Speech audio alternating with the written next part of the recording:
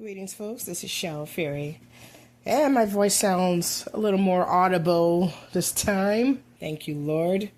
So, word on the street is Snow White, and it doesn't say seven dwarves in the title. It is simply Snow White. You know, that should have been a clue for us that they were going to not have the seven dwarves in the movie.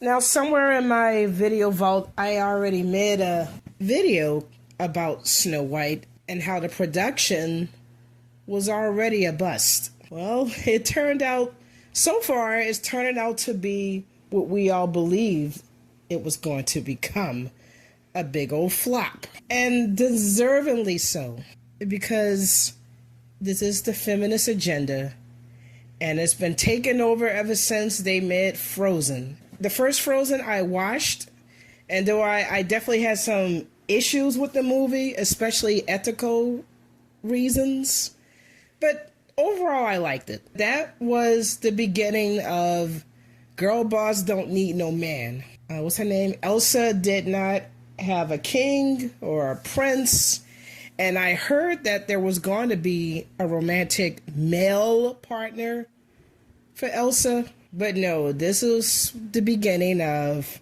Girl Boss Don't Need No Man. And look, every once in a while, okay, you can make a female film where she doesn't necessarily need a boyfriend or a husband. But now Disney, they're just running away with this. Moana, which was the first one. That's the one I watched. I'm not watching the second one. Moana, the first movie, was very good. It had an amazing soundtrack, beautiful animation. It was a CGI, but still, it was very nice animation. You know, she didn't have a romantic partner, a man, i.e., but I really liked it. And then what else came out? Because Disney movies are so flat nowadays. I think Wish, and in Wish, I don't even know the girl's name. I'm sorry, but wow, I heard about what Wish was supposed to be. I think it was supposed to be called Starboy. There is a star character in the movie. I didn't watch Wish. I only watched the reviews. But this was supposed to be a romantic action-adventure semi-comedy movie where King Magnifico and his queen, they were supposed to be something like, say, Jesse and James of Team Rocket. Starboy and Asha, I think that's her name, or whatever her name is, because she's a forgettable character. They were supposed to have some type of romance. But no, Disney and their message. They just insist on pushing this crap that we women no longer desire romance, which is utterly false. Utterly false. That we don't want husbands, that we are just looking to pretty much be married to our careers. It's horrible. This is the feminist manifesto, if you will, which is extremely anti-woman and very anti-motherhood. But getting back to Snow White, it is no surprise at all that this movie is failing. Now, I heard that Mufasa, which surprisingly did well in his last days. I mean, well, it started off poor, but I think it made enough to get its money back, which to me is disappointing. I know everybody's celebrating the failure of Snow White because of his low opening, but don't throw up the babies just yet. You got to see how this movie is going to last in its final days. Now, me personally, I just don't think the movie's going to do well because of all the controversy, courtesy of Rachel Zegler and her friend, what's the guy named? Peter Dinklage. Now, I think he's getting off kind of easy because of his rant against what he perceived to be discrimination, that you can't have dwarves mining for jewels because some way, somehow that's offensive. I don't get how, whatever. But his big mouth was the reason why the dwarves were really removed originally from the first, let's say, remake of the movie.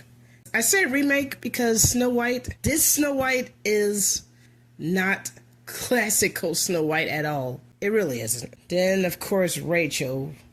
What hasn't Rachel Zegler said that was offensive? I blame Hollywood and Disney because, as I was talking about how they've been making these new Disney princesses or queens like Elsa to be independent and no man. Well, they pretty much raised up Rachel Zegler, who is a real life spoiled princess, if you will. They raised her up the same. You don't need no man. And I think she even has a boyfriend in real life. You can say whatever you want. Sure, she can say whatever she wants.